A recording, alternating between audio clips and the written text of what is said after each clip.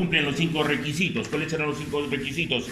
Que se filtre, no se reabsorba, no se secrete, no se metabolice y que se excrete. ¿Cuál es la que no cumple? Que se secreta. ¿Ya? Se secreta. Bien. Y habíamos visto un marcapaso en el riñón. ¿Cuál sería el marcapaso? Las células mesangiales. Bien. Tiene una autorregulación los riñones que se llama el feedback túbulo glomerular. Entonces aquí tenemos que ver la presencia de esta estructura que se llama el aparato yuxtaglomerular. En el asa ascendente gruesa de Henle hay unas células especializadas. ¿Cómo se llama? Mácula densa. Eso es importantísimo. Y hay unas células mesangiales aquí, extraglomerulares, y las células granulares. Enfoquen aquí entonces, miren. Cuando nosotros filtramos, quiere decir, ¿qué se filtra acá? ¿Se acuerdan? Plasma. El diafragma de filtración, ¿cuál es la abertura que nos da? Promedio, a ver, diafragma de filtración. De 4 a 7, promedio 5 o 6 si quieren, nanómetros. ¿Bien? Cuando filtramos el plasma, ¿por dónde filtramos? ¿Por la aferente o por la eferente? Su propio nombre, aferente, quiere decir ingreso, eferente, salida. ¿Bien? De tal manera que vean, se filtra el plasma, ya no se llama plasma acá, se llama orina primaria, ingresa acá al circunvoluto proximal. ¿Bien? ¿En qué parte se sintetiza la Tan-Horsfall? S1, S2, S3. S3. ¿Y cuál es la función de la Tan-Horsfall? Protección, ¿pero qué hace? Bactericida, pega la bacteria y la elimina. ¿Sí? Entonces, viene por aquí al asa de Henle delgada, descendente, permeable al agua o permeable a solutos. Permeable al agua, pero no a solutos. La ascendente, la delgada y la ascendente gruesa, sí es permeable a solutos, pero impermeable al agua. Eso es importantísimo. Y viene aquí y registra, en el aparato yuxtaglomerular, registra. ¿Qué va a registrar? El aumento o disminución del sodio, del cloro, del agua. ¿Bien? Ustedes saben que el sodio, ¿dónde va el sodio? ¿Qué va? El agua. ¿Cómo se llama ese mecanismo? Arrastre acuoso. ¿Bien? Entonces aquí dice, aumentó el sodio. Si aumentó el sodio, quiere decir que aumentó la tasa de filtración glomerular, ¿sí o no? Lógico que sí. ¿Y quién lo registra? Las células de la mácula densa. ¿Y qué libera? Libera ATP, ¿ya? Y libera adenosina. ¿Ya? ¿Y qué hace la adenosina? Puede actuar sobre un receptor A1 o A2. Si actúa sobre A1, ¿qué produce? Vasoconstricción, porque incrementa ¿qué? La renina. ¿Ya? Ahora, si es lo contrario, disminuye el sodio, ¿qué se libera? Prostaglandina E2 a través de la COX-2. ¿Y qué hace? Actúa sobre su receptor y que provoca disminución de la renina, provocando una vasodilatación. ¿Para qué? ¿Y por qué? Si disminuyó la tasa de filtración glomerular, yo necesito incrementarla. ¿Y cómo lo incremento? Con una vasodilatación. Si aumentó la tasa de filtración glomerular, ¿qué hago? Vasoconstricción para disminuir la tasa de filtración glomerular. Eso se llama autorregulación. ¿Cuántas veces da la vuelta el plasma por día en nuestros riñones? 60 veces, porque la tasa de filtración glomerular, si ustedes multiplican 125 por 1440 minutos, ¿esto qué les va a dar? 180 litros. Si yo tengo 3 litros de plasma, ¿cuánto me da? 60 veces se da de vuelta. ¿Eh? Por día. ¿Por hora cuánto será? ¿No importa? Sí importa. Por hora es 2.5 veces. ¿Bien? Vamos. Aquí este es básico y aquí van a salir 2 preguntas. Y así yo les canto. 2 preguntas vienen acá. ¿Cuánto aumenta la tasa de filtración glomerular? Cuando hay una vasodilatación de la aferente y una vasoconstricción de la eferente. ¿Ya? En esas 2 condiciones. Ahora, ¿cuáles son los vasodilatadores? ANP. Ya muchas veces se han hablado de la ANP. ¿Qué es el ANP? El péptido natriurético auricular. ¿Era vasoconstrictor o era vasodilatador? Vasodilatador. El óxido nítrico, la prostaglandina H2, E2 y la bradicinina. Todos ellos son vasodilatadores. Vasoconstrictor, la angiotensina 2. ¿Se acuerdan del sistema renina-angiotensina-aldosterona? Ahí la van a ver como protagonista. ¿Bien? ¿Cuándo disminuye la tasa de filtración glomerular? Cuando produzco una vasoconstricción de la aferente o vasodilatación de la eferente. ¿Cuáles son los moduladores? La endotelina y la adenosina. Pero si tendría que darle importancia, yo colocaría en primer lugar la adenosina. ¿Ya? Son los conceptos modernos. ¿Por qué? Esta angiotensina va a actuar sobre A1. ¿Sobre A1 qué es? ¿Vasoconstrictor o vasodilatador? Vasoconstrictor. Pero vean aquí, nuevamente la tengo la adenosina, pero como vasodilatador. ¿Sobre qué receptor va a actuar? Sobre A2. ¿Bien? Entonces, el principal modulador viene a ser la adenosina, por si acaso. ¿Bien? Ahora, puede incrementarse la acción de la angiotensina 2, que es vasoconstrictora, la noradrenalina o norepinefrina, y la ABP. ¿Qué es la ABP? ¿Se acuerdan? En otras varias veces ella, arginina, vasopresina, antes llamada ADH, antes llamada. ¿Bien? ¿Y quiénes son vasodilatadores aquí? La prostaglandina E2, la H2, la adenosina y el bloqueo de la angiotensina 2. ¿Se entiende o no se entiende? Es fácil, pero tienen que ubicarlo en el cerebro para ver, dicen, ¿cuánto hay aumento de la tasa de filtración? Allá, cuando hay dilatación de la aferente y contracción de la eferente. Cuando hay disminución de la tasa de filtración, es como pisar la manguera para que no pase agua. Vasoconstricción de la aferente y vasodilatación de la eferente. Moduladores, lo que hemos explicado. Bien. Presión neta de reabsorción. ¿Se acuerdan cuánto era la presión neta de filtración? ¿Se acuerdan o no? ¿Cuánto era? 10. Siempre es 10. No se olviden de esto. El 10. Es igual aquí. Presión neta de reabsorción también es 10. ¿Qué viene a ser reabsorción? Yo tengo acá mis células tubulares. Acá está la orina primaria. Y entonces estoy reabsorbiendo. ¿Bien? Electrolitos, aguas, sustancias. Puede ser, ¿qué sustancias puedo reabsorber? ¿El 100% de glucosa lo reabsorbo o no? Cuando mis riñones funcionan bien, el 100%, porque no debe haber glucosa en orina. Por ejemplo, tengo la célula tubular aquí y voy a ver cuál es la presión neta, porque este es un vaso recto peritubular. ¿Ya? Entonces, va a haber dos fuerzas que favorecen la reabsorción. Uno viene a ser la presión hidrostática del fluido intersticial. ¿Bien? La otra que favorece es la presión oncótica peritubular. 32 más 6, 38. ¿Y quiénes se oponen? Se opone la presión hidrostática peritubular y la presión oncótica del fluido intersticial. Entonces, 13 más 15, 28. 38 de 28, 10. Acá está. ¿Dónde está por ahí? Debe estar 10. Acá está. A ver, 10 milímetros de la tasa de filtración. Entonces, ¿cuáles son las fuerzas que se oponen a la filtración? La presión hidrostática peritubular. Y la otra que se opone viene a ser la presión, se opone esta. ¿Cuál más se opone? La presión oncótica, ¿ya?, del fluido intersticial. ¿Quiénes favorecen? La presión hidrostática del fluido intersticial y la presión oncótica peritubular. 38 de 28 más 10. Bien. Vamos. ¿Cómo calculamos la depuración? La calculamos con esta fórmula, que la van a ver en prácticas. Depuración es igual a O por B entre P sub X. ¿Bien? ¿Qué viene a ser O? Orina o urinario. B, volumen. ¿Ya? Volumen de orina. El requisito ahí debe estar en las siguientes unidades: mililitros por minuto, obligatorio.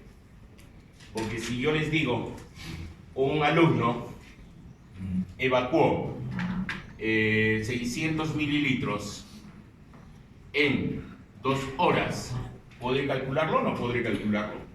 No. Tengo que racionalizarlo, ¿qué? A minutos. ¿Ya? Entonces yo les voy a hacer la pregunta siempre en horas, para que ustedes racionalicen. ¿Bien? Y en este caso voy a hacer de la inulina. La inulina es parte de nosotros, de nuestro medio interno, ¿o no? ¿O es exógeno? Es exógeno, es un oligosacárido. ¿Ya? Es un oligosacárido. De tal manera que nos da los valores. Me dice en plasma es 1. Me dice que en orina es 125. Y el volumen urinario 1 mililitro por minuto. Entonces lo único que tengo que hacer es reemplazar. En orina me está diciendo que es 125 miligramos por mililitro. El volumen urinario es 1 mililitro por minuto. Y en plasma viene a ser 1 miligramo por ml.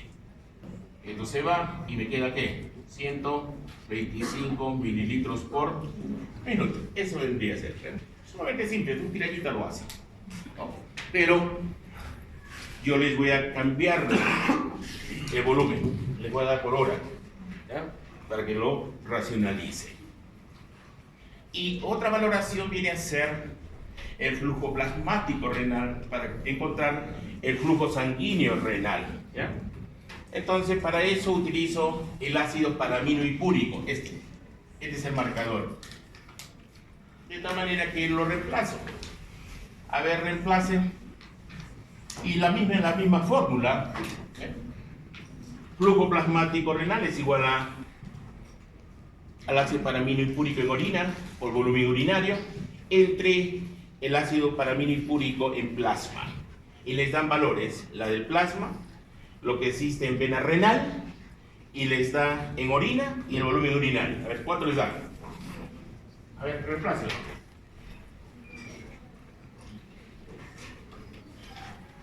Ya, háganlo. O lo hacen en la mente. A ver, ¿cuánto es el flujo plasmático renal? 1 punto les doy sobre la fase. 2 puntos. A ver, ¿cuánto te ha salido? No, yo quiero el flujo sanguíneo. Ya está el flujo plasmático renal. Lo que faltaría es el flujo plasmático renal. No, perdón, el flujo sanguíneo renal. A ver, reemplaza de esa fórmula, señorita, teniendo en cuenta que el hematocrito es 45. ¿Cuánto te da? ¿Y por qué no has considerado el ácido paraminohipúrico en vena? ¿Por qué en plasma? Porque en vena ya está saliendo. Y lo que me interesa es lo que está entrando. ¿Me dejo entender o no? Porque está 2 valores ahí. Y hay un distractor. ¿Cuál es el ácido paraminohipúrico en vena? No me interesa ese, no. El que me interesa es el que ingresa.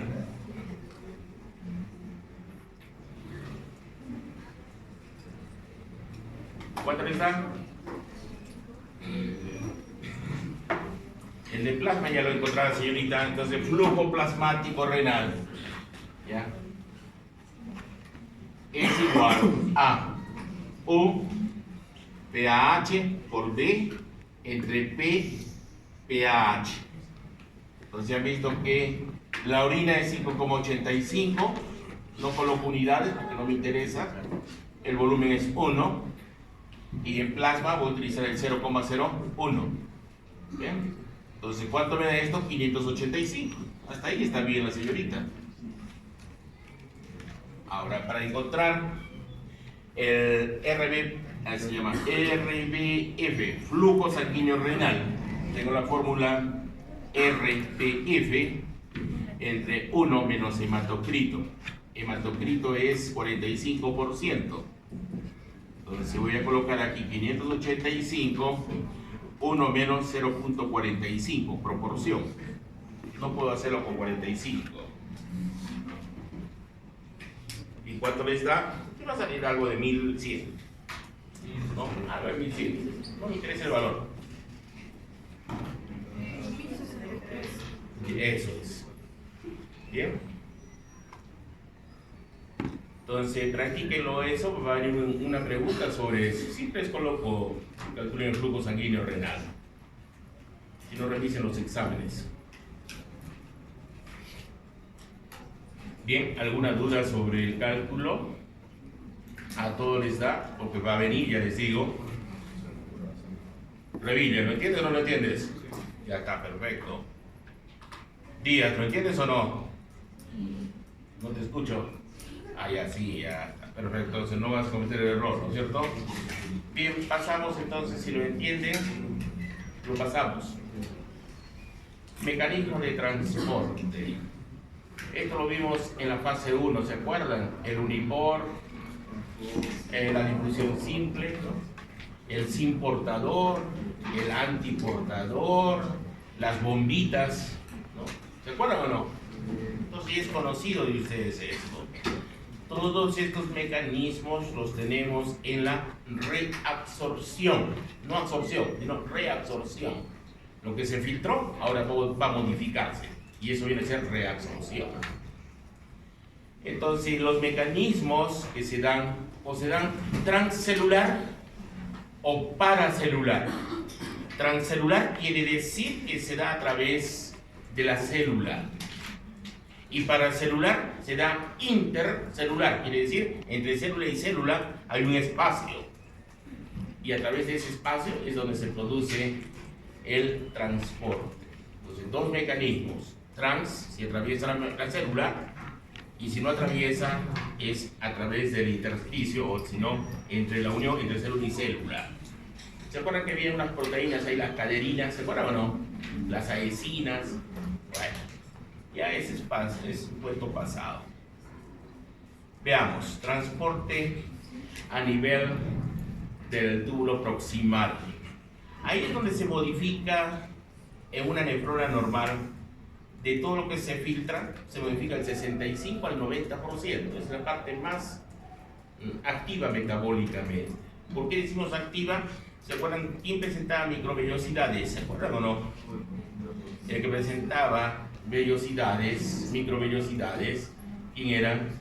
Las células tubulares del túbulo circunvoluto proximal. ¿Ya? Entonces, ¿dónde se modifica ahí todo? Y es así, ahí es donde se absorbe el 100% de glucosa, se absorbe los péptidos, oligopéptidos o polipéptidos que pueden pasar. Entonces, vean ustedes aquí. Ahí se reabsorbe electrolitos, miren.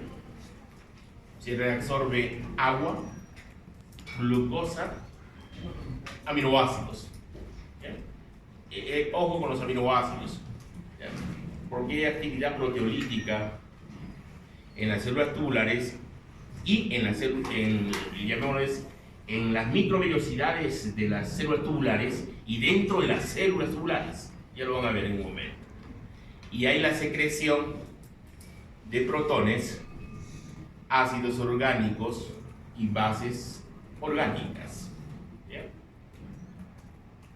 Veamos aquí. Glucosa. ¿Se acuerdan de la glucosa? ¿Cuánto era nuestro nivel normal de glucosa? ¿Se acuerdan? 70-110, ¿cierto? Entonces nosotros tenemos dos sitios donde se va a reabsorber la glucosa, S1 y S3. El 98% se absorbe en S1, acá. El involucrado es el SGLT2. ¿Quién es el SGLT2? Es el transportador ligado ¿a qué? A sodio, glucosa. ¿Bien? Quiere decir que la glucosa está utilizando el gradiente electroquímico ¿de quién? Del sodio. Pero en la membrana, este es apical y este basal, tengo un GLUC. ¿Cuál es ese GLUC? El GLUC2. ¿Bien? Diferente a lo que ocurre para el manejo del 2%, es en S3, donde el SGLT es el 1 y el GLUC ya no es el GLUC2, sino es el GLUC1. Cambia la situación. Bien. Pero, como depende de un transportador, nosotros llamamos la tasa máxima de reabsorción de la glucosa es 375 miligramos por minuto. Ojo con ese valor. ¿Ya? ¿Qué pasa si yo supero el umbral de glucosa? El umbral de glucosa, ¿cuánto era? ¿Se acuerdan? Que cada rato hemos repetido. 200 miligramos por decilitro. ¿Se acuerdan la ecuación de Weber-Bar, Michaelis-Menten?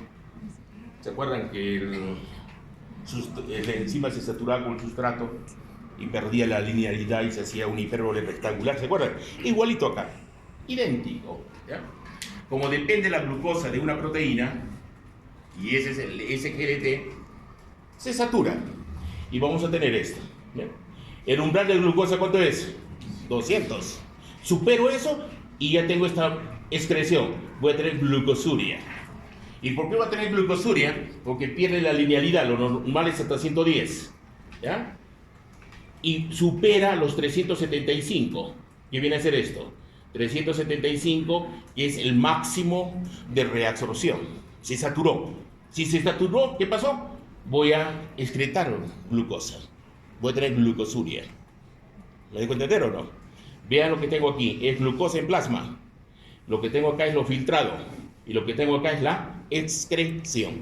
¿Normalmente debo excretar glucosa en orina? No, cero. Pero yo, si supero la Tmax, que es 375, y supero el umbral, lógicamente voy a tener glucosuria. ¿Bien?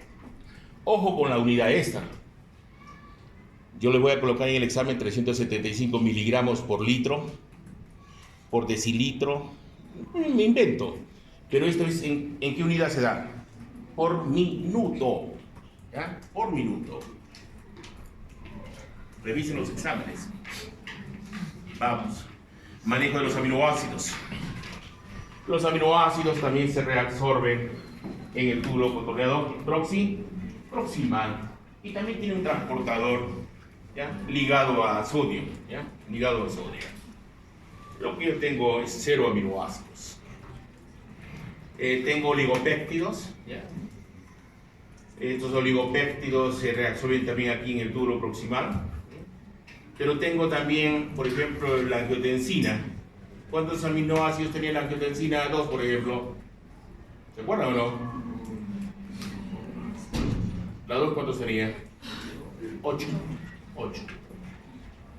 Entonces vean ustedes, la angiotensina viene y acá en el borde cepillo de las células tubulares del circunvoluto proximal hay actividad peptidasa. ¿Y qué nos va a dar como producto? Aminoácidos. Y esos aminoácidos ingresan a la célula tubular y recupero los aminoácidos. ¿Y de qué estoy utilizando aquí? Un gradiente de concentración de un ion. ¿Cuál es? El sodio, igual que la glucosa. Pero hay otros oligopéptidos, por ejemplo la caprosina, que es un tripéptido. No se metaboliza acá, sino se va a metabolizar ¿dónde? Dentro de la célula tubular. ¿Bien? Entonces, ¿quién tiene la actividad tipeasa? La célula tubular. Lo que voy a recurrir son los aminoácidos. Recuerden esta proteína, de lo que nosotros vemos, ese coloide cuando miccionamos en la mañana, se forma espumita, ¿cierto o no cierto? Sí. Pero ¿estoy perdiendo proteínas o son proteínas que estoy sintetizando en S3? Son proteínas que estoy sintetizando en S3. ¿Cómo se llama esa proteína? Tan-fosfat, que representa el 80%. Y tan solo un 20 o 10% representa ¿quién? La albúmina. ¿Cuánto es la pérdida de albúmina normal? Son menos de 30 miligramos por 24 horas. Es nada. ¿Ya? Si no, calculen. A ver, tú, señor, calcúlame. ¿Cuánto de proteínas tienes en sangre? ¿Ni idea? No sabes cuántas proteínas tienes. A ver, alguien que me diga. Proteinemia, ¿cuánto es normal? No les creo que no sepan. ¿Cuánto es Pérez? ¿Ni idea? No te creo.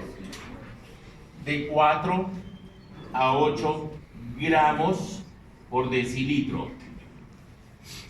¿Cuántos litros de sangre tiene una persona? 8% del peso corporal. Imagínense que tenga 5 litros. ¿Ya? Entonces, 5 litros son 50 decilitros. Y si tiene promedio 6 por 50 son 300 gramos o 300.000 miligramos. Entonces, 30 ¿es despreciable o no es despreciable? Es despreciable. Y aparte que yo no voy a reabsorber esa albúmina. ¿Ya? La voy a reabsorber. Porque han visto ustedes que el tamaño de la albúmina, porque tienen albúminas y globulinas, ¿cierto o no cierto? ¿Cómo se carga la albúmina? Al igual que las globulinas, también lógico, se cargan negativas. Y lo que se filtra es nada, es 30. Cuando funcionan mal los riñones, ya tengo microalbuminuria. ¿Cuánto es la microalbuminuria? De 30 a 300. Ya me indica que algo está funcionando mal, pero no tengo insuficiencia renal. Aumento macroalbuminuria, más de 300. Yo todavía no estoy mal. ¿Cuándo estoy mal? Cuando tenga la pérdida de 2.5 gramos a más por 24 horas. Eso ya se llama proteinuria. ¿Estamos de acuerdo o no? Muy bien. Entonces, miren. El 99% se reabsorbe. ¿Y cómo se reabsorbe? A través de una estructura que ustedes la conocen. ¿Cómo se llama? ¿Es las caviolas o las balsas planas? Las caviolas. En las caviolas tengo unas proteínas ahí que se llaman las megalinas y las cubilinas, y que hacen una endocitosis regulada. ¿Y qué va a pasar en la endocitosis regulada? Ahí se fusiona el endosoma con el lisosoma y ahí tengo actividad proteasa. ¿Y qué me deja? Me deja aminoácidos, y esos aminoácidos los voy a reabsorber. ¿Bien? Entonces, lo que yo veo es el coloide cuando micciono, cuando bailan o cuando hacen ejercicio. Fundamentalmente, ¿quiénes son? Latán Horsfall. ¿Bien? Transporte a través del asa.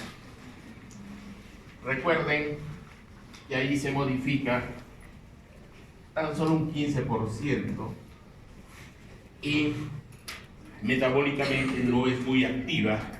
Lo que se reabsorbe ahí es agua, más no solutos. Quiere decir que es permeable a agua, más no solutos.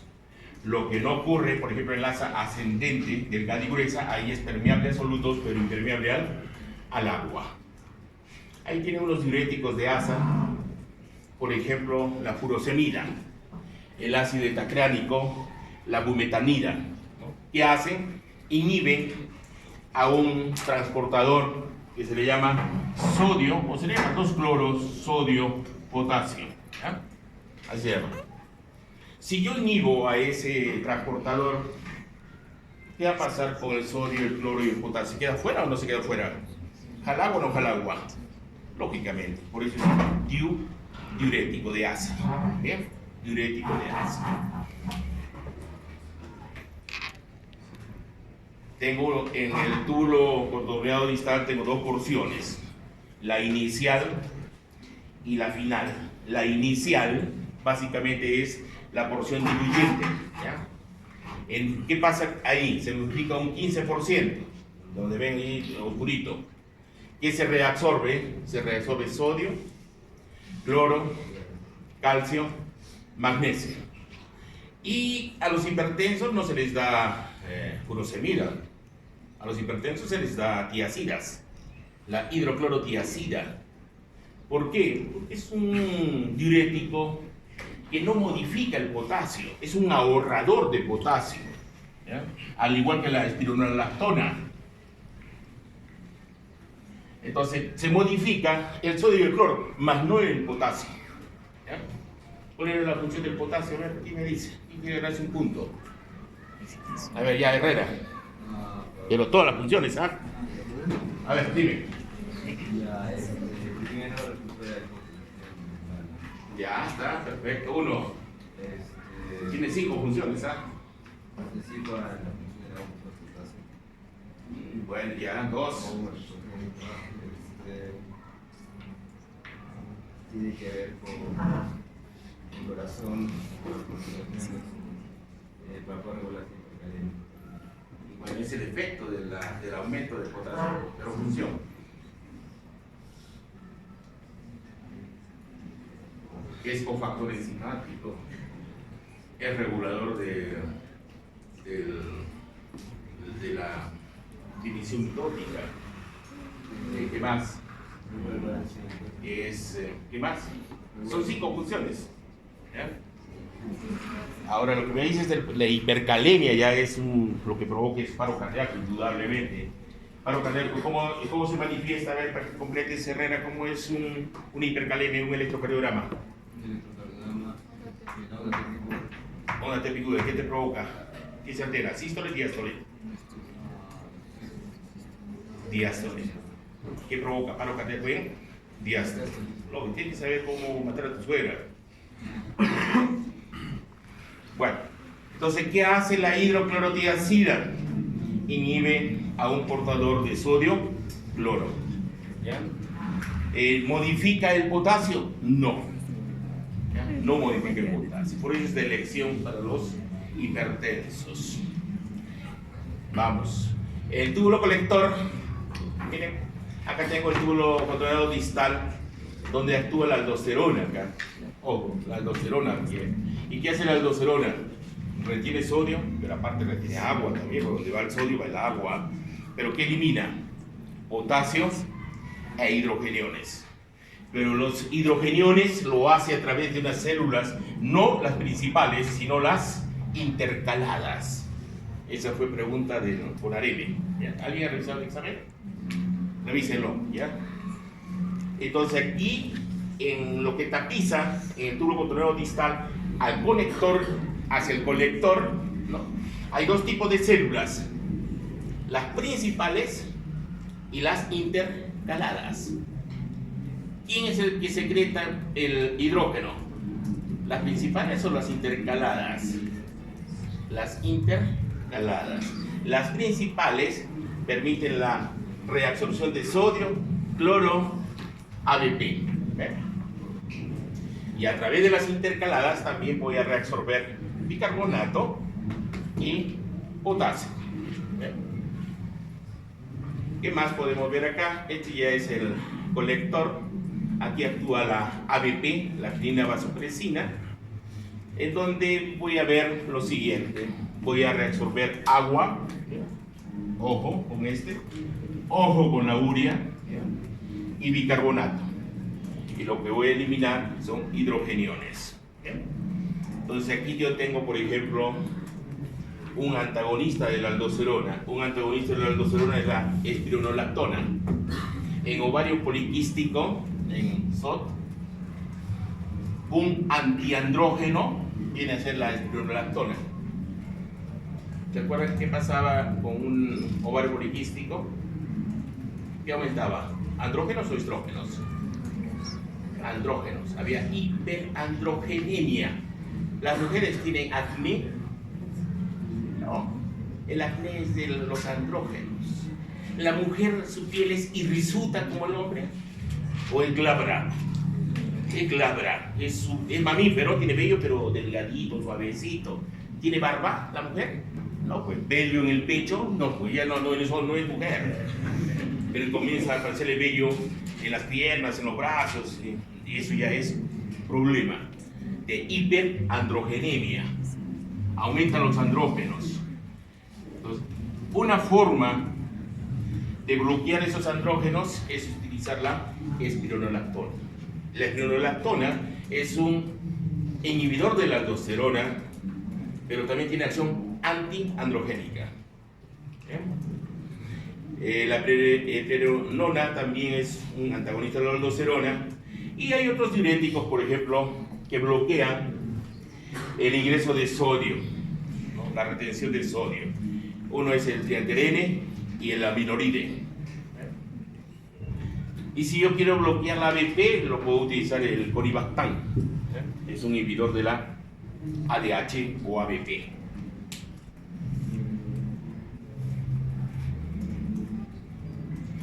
Formación de la orina. ¿Por qué se da la formación de la orina? Recuerden que lo que se filtra es 300 y lo que yo elimino acá es 1200. ¿Ya? 1200. Quiere decir que se concentra ¿cuántas veces? 4 veces. 4 veces se concentra. Y eso se da por una simple razón. ¿Cuál es? De que la permeabilidad varía con respecto a la horquilla del asa de Henle. En la horquilla del asa de Henle, la concentración de solutos va variando. Va desde los 300, 600, 900, 1200. Y cuando sube, va bajando también hasta 100, que viene a ser la porción diluyente. Y cuando va hacia el túbulo conector, hacia la pelvis renal, va aumentando a 1200, que es lo que nosotros evacuamos cuando los riñones funcionan bien. ¿Ya?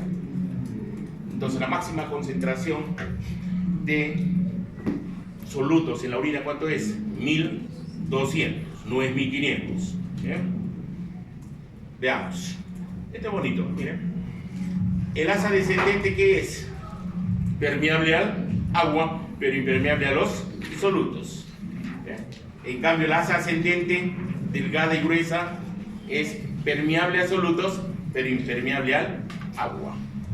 Por esta razón, si yo pierdo agua aquí, ¿se va concentrando los solutos o no se va concentrando? Lógico. Y si voy sacando los solutos aquí, ¿qué pasa con mi orina primaria? Va bajando su concentración y llego a 100. Por eso es que se le llama la porción diluyente en el circunvoluto distal, porque es bajo. Si entra a 300, ¿cuánto tengo acá? 100.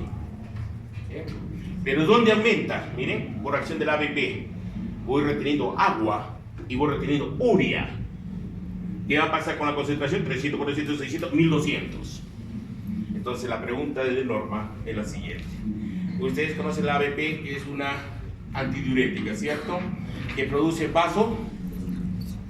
vasoconstricción, ¿no es cierto? Porque es, llamémosle, vasopresina, le decían, ¿se acuerdan? Pero su tercera función importante, ¿cuál es? Activa a los transportadores de urea A1. ¿Cuáles son esos transportadores de urea? Retiene urea. ¿Cuál sería la función de la urea para la comunicación de la orina? Imagínense, ¿de dónde viene la urea? CO, NH2 viene ¿de dónde? De las aminoácidos. Y de los aminoácidos viene de las proteínas. Hemos dicho que la proteína normal es 4 a 8 gramos por decilitro. Un niño desnutrido, imagínense, tiene 2 gramos por decilitro. ¿Cómo será su orina? Una persona desnutrida, malnutrida, con marasmo, ¿será orina diluida o concentrada? Ahí está la respuesta. O se las dejo para que investiguen. A ver, dígame, es de lógica. ¿Qué está haciendo la urea ahí? ¿Está concentrándola o la está diluyendo? La está concentrando.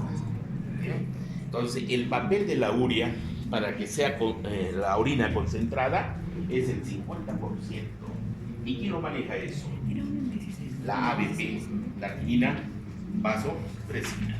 Entonces, ¿cuántas funciones tiene la ABP? 3. 1. Retener agua, antidiuresis, producir vasoconstricción y retener aquí a la urea para que la orina sea concentrada. En personas desnutridas, ¿cómo será la concentración de la orina? ¿Será 1200 o será 600? Si les estoy diciendo de que la urea, nuestra urea, representa el 50% del mecanismo de contracorriente osmótico, será diluido. ¿Ya? Diluido. Bien. Vamos. Ahí tienen esa imagen. Cómo se recircula la urea por acción de la ABP. Al retener urea, voy a concentrar la orina. Este es bonito. cómo se va dando la recuperación de agua y solutos a través de los vasos rectos que van hacia la vena renal. Vean la disposición. Este es el corpúsculo renal, esta es la aferente y esta es la eferente. Pero vean la disposición. Estos se llaman vasos rectos. ¿Ya? Entonces, mientras yo desciendo por la asa de Henle, estoy ascendiendo por el vaso recto. Si asciendo por el asa de Henle delgada y gruesa, el vaso recto está descendiendo. De esa manera, por esa disposición, se recupera el agua y los electrolitos. Han visto que donde se modifica fundamentalmente el plasma, ¿dónde es? En el circunvoluto proximal. Acá estamos haciendo referencia de quién? Del asa o la horquilla de la nefrona, que viene a ser el asa de Henle. Miren, a medida que va descendiendo, que estoy, este es permeable al agua. ¿Y a dónde va el agua? Al intersticio, y de ahí a dónde? Al vaso recto, y este va a la vena. Voy ascendiendo, ¿qué estoy recuperando? Electrolitos, sodio, cloro, potasio, y este va descendiendo, y me va a dónde? A la vena renal. ¿Ya? Y han visto ustedes, para recuperar todo esto hay unas fuerzas de reabsorción. ¿Cuánto es la presión neta de reabsorción? Más 10. ¿Cuál es la presión de filtración? Más 10. ¿Cómo se regula? A través del feedback tubulo glomerular. ¿Quiénes cumplen una función importante ahí? La prostaglandina para la vasodilatación y la adenosina y el ATP para la vasoconstricción. ¿Cuándo tengo una orina diluida y cuándo tengo una orina concentrada? A ver, descansa un ratito, ya me falta poco, voy a entrar para acabar. Diluida y concentrada. ¿Han visto ustedes que cuando toman algún coctelito, cómo va la orina? Toman alcohol, bebidas espirituosas, ya diluida. ¿Por qué diluida? Porque el alcohol, ¿qué hace? Inhibe a la ABP. Si yo inhibo a la ABP, ¿qué pasa? ¿Retengo agua o no retengo agua? No retengo agua, y lo que voy a incrementar es la diuresis. Y comienza el alumno, ama el water, ¿no? Lo abraza al water, lo invitan a su casa y está beso y beso al water. ¿Por qué razón? Porque se le llena la vejiga urinaria. ¿Cuánto es el volumen de la vejiga urinaria? 250 300. ¿Ya? Hombre, ¿ah? Hombre. ¿Quién tiene la uretra más grande, el hombre o la mujer? La mujer no, chiquitita tiene la uretra, el hombre. ¿Quién tiene mayor riesgo de infecciones urinarias? Si tú, la mujer es cortita. ¿Cuántos centímetros tiene la mujer? Ni 4. El hombre tiene 12. Y el hombre tiene 12 esfínteres. La mujer tan solo tiene un esfínter. ¿Sabe o no sabe eso? ¿Han hecho anatomía o no han hecho anatomía? Ya vamos a verlo ahora eso, ¿ya? Entonces miren, cuando mi ABP esté elevada, ¿cómo es mi orina? Concentrada. ¿Por qué? Porque estoy reteniendo agua. Si hacen ejercicio, ¿cómo está su ABP? ¿Concentrada o diluida? Concentrada. Quiere decir que en ese momento su ABP está elevada, ¿no? En esta parte renal es bonito en prácticas porque unos van a fumar, los otros van a tomar, los otros a ejercicio, a otros se les da agua de mar, cloruro de sodio al 1%, al otro bicarbonato. Es bonito, es un espectáculo verlos trabajar con ellos. ¿Ya han hecho? Todavía no. Van a ser bonitos. ¿Ah? ¿No está en la guía? ¿No está en la guía? Me he equivocado entonces. Te lo mando, te lo envío, ¿ya? Te lo envío. ¿Ya? Qué raro, me he olvidado. Es parte del envejecimiento, porque en mi mente estaba que le había colocado. Ya, pero ahí está. Debe haber dos. Uno para depuración de creatinina y el otro para manejo de los 3 factores renales. ¿Cuáles son los 3 factores renales? Uno, primer factor, ABP. Segundo factor, aldosterona. Tercer factor renal, el natriurético auricular. Péptido natriurético auricular. Son los 3 factores. Y tienen que manejar. Se me ha olvidado, parece que estoy ya viejito. Entonces, miren, todo depende si mi ABP está presente.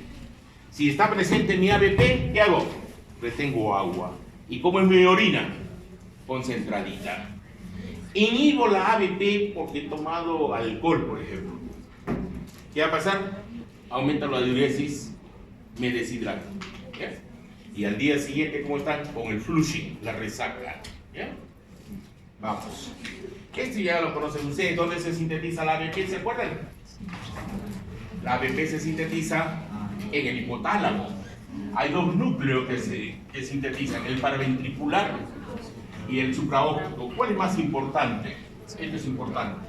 El supraóptico, 5 de 6. En cambio el otro paraventricular, 1 de 6. Entonces más importante es esto. En forma paracrina se almacena ¿dónde? En la neurohipófisis. Y esto está asociado a ¿quiénes? A los osmoreceptores. Entonces, si estos osmoreceptores se estimulan, ¿cómo va mi ABP? ¿Aumenta o disminuye? Aumenta. ¿Para qué? Para bajar la osmolaridad, llevarlo al set point de osmolaridad. ¿Cuál es la osmolaridad normal? ¿Se acuerdan? 285, 300. ¿Cuál es el real? 285. ¿Cuál es el ideal? 300. ¿Bien? ¿Y qué hace? ¿Cómo es su mecanismo? Lo que va a hacer es estimular la producción de AQPs. ¿Qué son las AQPs? Las acuoorinas. ¿Bien?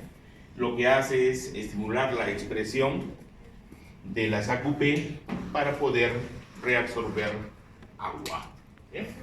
¿Y qué AQP va a actuar? ¿Sobre qué AQPs? AQP2. ¿Bien? Hay como 15 por si acaso, ¿eh? Pero acá hay 2. ¿Y en dónde actúa la ABP? ¿En qué parte de la nefrona? ¿En el tubo contorneado, a ver, en el colector o el conector? A ver, acá tengo mi nefrona. A ver, va a actuar en el conector y colector. ¿Ya? Calium. Ya lo conocen este mecanismo también, ¿no es cierto? El calium. ¿Dónde se encuentra más el potasio? ¿Dentro o fuera de la célula? Es dentro, 98%, y tan solo fuera el 2%. ¿Y cuánto es el nivel de potasio? Me digo, era de 3 a 5.5 mil equivalentes por litro. ¿Cuándo se incrementa? Cuando hay peligro, trastorno. Por ejemplo, cuando hay hemólisis, ejercicio extenuante, bloqueo beta, acidosis, cuando hay isquemia, cuando hay injuria, cuando hay infarto. Todas esas condiciones son para que salga el potasio y provoque muerte, indudablemente, paro cardíaco. Pero en postprandia, nosotros, los alimentos tienen potasio, pero tiene que secuestrarse rapidísimo dentro de la célula. ¿Y quién es la principal hormona que estimula el secuestramiento de potasio? La insulina. También va a actuar la aldosterona, los beta-adrenérgicos y la alcalosis, pero el principal viene de la insulina. Entonces, ¿dónde se modifica más el potasio? Es en el circunvoluto proximal. El sodio, ¿dónde se maneja más el sodio? En el proximal también. La aldosterona acá actúa 5%, pero en cambio aquí ¿quién actúa? La angiotensina 2. En cambio ya la aldosterona solo maneja 5%. En cambio la angiotensina 2 maneja el 67 a 70%. Y ya lo conocen esto ustedes, son especialistas en sistema renina, angiotensina, aldosterona y natriurético auricular.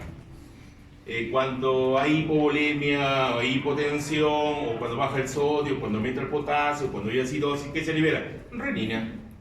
¿Por quién? Por las células granulares. ¿Se acuerdan las células granulares del rato de glomerular o no? Listo, hace un ratito lo han visto, estas son. Están violando.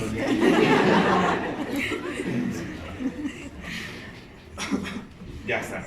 Estas son las células granulares. Ahí están los sensores.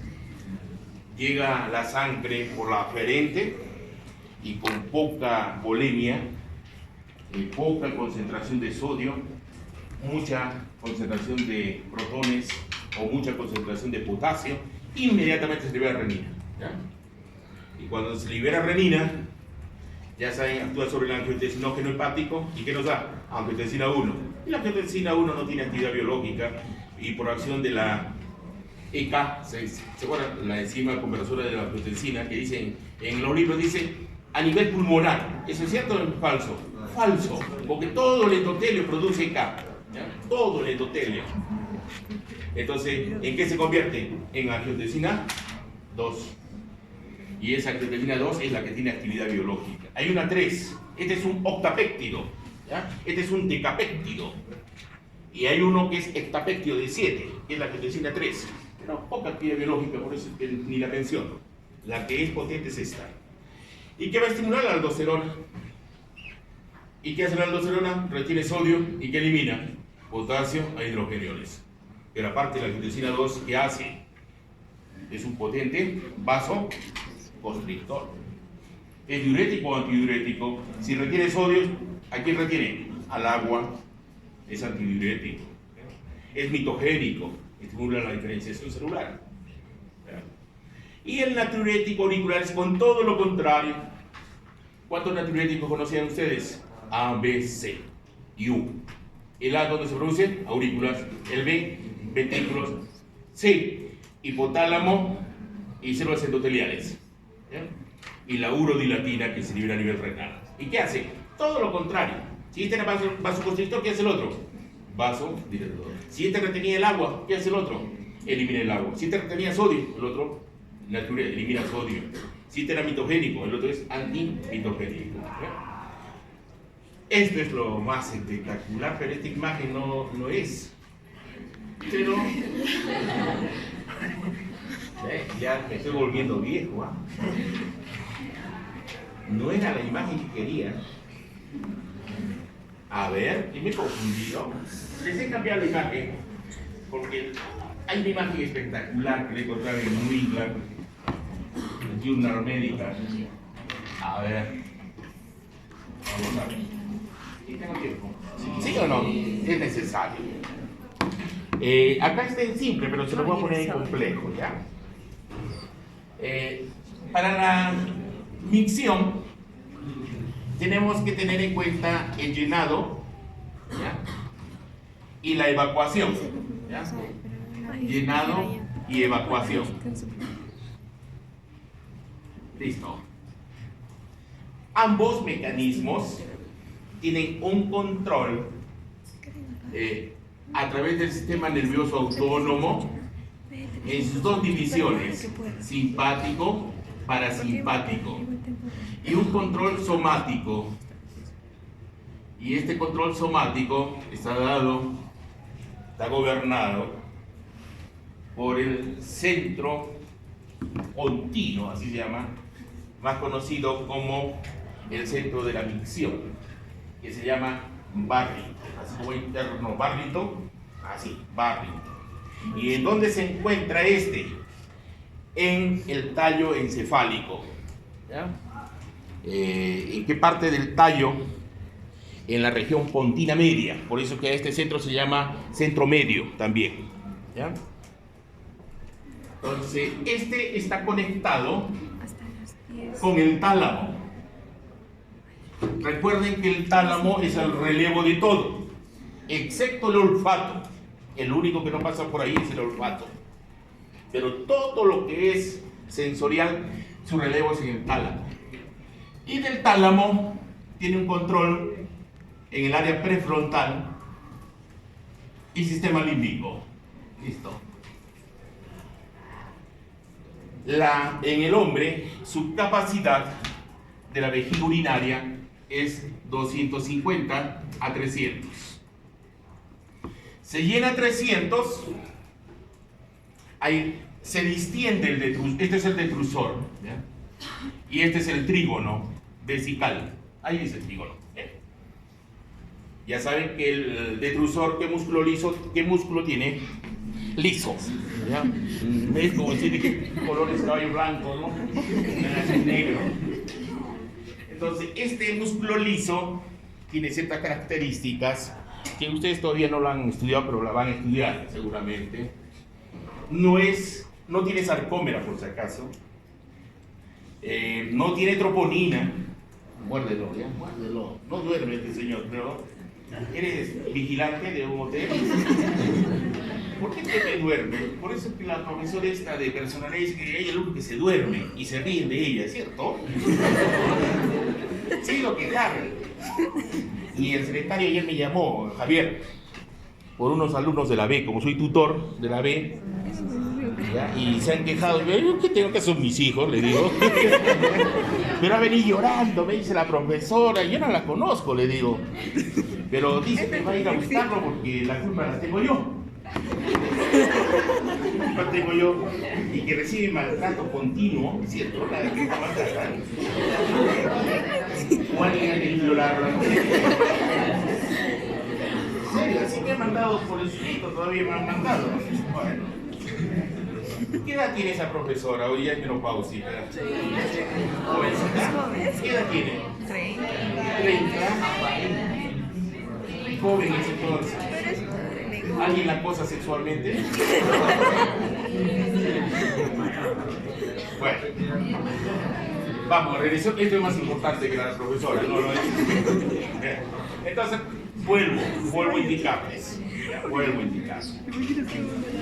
Entonces, esta vejiga, ¿será de hombre o de mujer? ¿Ah? De hombre, podría ser de hombre, ¿no? Aquí estaría la próstata, ¿no es cierto? Aquí estaría la próstata. Bueno, entonces, mire, dependemos nosotros de un control voluntario, ¿ya? Es el somático. Este inerva, ¿ya?, a través del nervio pudendo, un esfínter externo, este es estriado, ¿ya? Estriado. Y su receptor es N1, porque actúa la acetilcolina, ¿ya? Entonces, normalmente cuando uno está inclinado, está cerrado. Y el trígono también va a estar cerrado. ¿Pero por quién está cerrado? ¿Por el simpático o el parasimpático? Por el simpático. Cuando hay llenado, el estímulo es parasimpático. Cuando yo evacúo, es parasimpático. ¿Ya? Entonces, este es el uréter, ¿no? Acá del riñoncito. Entonces, evacúa hacia la vejiga. Se llena, ¿no? Entonces, va a haber un estímulo a través del nervio pélvico, ¿no? ¿Dónde está el pélvico? Que no lo veo. Se supone que es este, el pélvico. Es, porque el pélvico tiene vía aferente y eferente, pero para el parasimpático. En cambio, el simpático es el hipogástrico. Aferente y eferente. ¿Qué quiere decir aferente y eferente? Es mixto. ¿Qué viene a ser aferente? El que recibe el estímulo. En este caso, ¿qué va a ser? Estímulo de distensión, ¿ya?, por aumento de la presión. Entonces, cuando es 300, son 40 centímetros de agua la presión. Entonces, esto llega acá y asciende. ¿Hacia dónde? Hacia el tallo cerebral. Y registra ese cambio, ¿quién? El centro de la micción, que es el centro de Barry. ¿Y a dónde lo manda? Al tálamo. Y el área prefrontal dice, bueno, hay un sitio, hay un árbol, hay un compañero que me puede proteger de las miradas acusadoras. Y ordeno, ¿ya?, al centro Barrington, ¿para qué? Al centro de Onup. ¿Para qué? Para que pueda yo relajar a través NA-NC. ¿Qué es NA-NC? ¿Alguna vez han oído hablar o no? No adrenérgico, no colinérgico. GABA. ¿Ya? Y es NA-NC. No adrenérgico, no colinérgico, pero es parte del sistema nervioso autónomo. En este caso, libero GABA. ¿Y qué va a producir? Que haya relajación del esfínter externo, el estriado. y pueda evacuar. Pero veamos cómo actúa el simpático. ¿Se acuerdan que había receptores alfa y beta en el simpático? ¿Se acuerdan o no? Por el alfa contraía, por el beta relajaba. Entonces, el alfa, ¿dónde va a estar? En el trígono. ¿Qué alfa? 1. El beta relajaba. Aquí hay beta 3. ¿Se acuerdan que había beta 1, beta 2 y el beta 3 era metabólico? ¿Se acuerdan? Pero aquí existe beta 3 que produce también una relajación del músculo liso del detrusor. ¿Bien? ¿Qué pasa con el parasimpático? Habían receptores M1, M2, M3, M4, M5. M3, M1 y M5, ¿qué eran? ¿Qué producían? Contracción, relajación.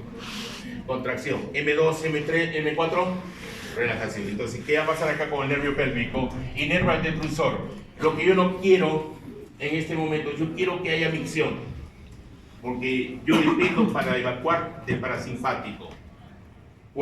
¿Qué receptores van a actuar ahí? A ver, diferenciemos. Los principales son el M3 y el M2. A ver, ¿cuál va a actuar? Sobre el detrusor va a actuar el M3. Y sobre el trígono, M2 para poder evacuar. ¿Vean? Ahora, este trígono es un esfínter interno. ¿Lo tiene la mujer o no lo tiene la mujer? No lo tiene la mujer, el hombre no las tiene. ¿Ya? ¿Quién tiene más vejiga neurogénica, el hombre o la mujer? La mujer. Todos en la mujer miccionan. Lo cantan enamorado, miccionan. Producto de que no tiene ese esfínter interno. Y su uretra es chiquita. En cambio, el hombre tiene una uretra grande. ¿Cuántos centímetros tiene la uretra del hombre? 12, 14 centímetros. Entonces, micción entonces. A ver, tenemos dos etapas, el llenado y la evacuación. El llenado tiene un control autónomo a través del sistema nervioso autónomo, simpático y parasimpático y somático. El simpático es llenado, el parasimpático es evacuación. ¿Bien? Pero el control real de la micción, ¿quién lo tiene? El área prefrontal. ¿Dónde está el centro de la micción?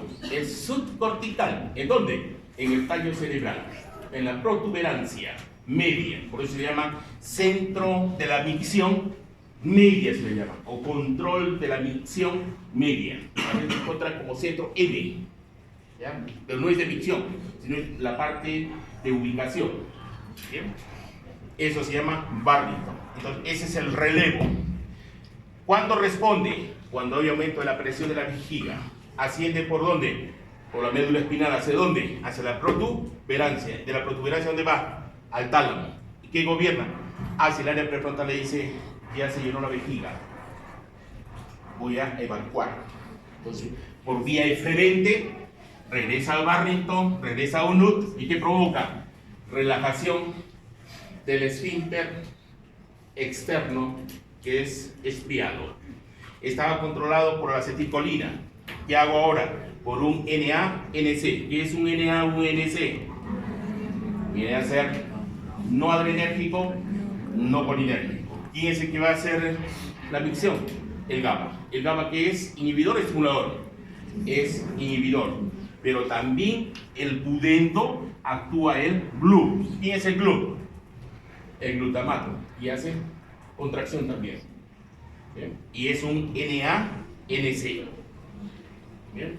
Ahora, ¿qué hace el simpático? ¿Qué receptores para el llenado van a actuar?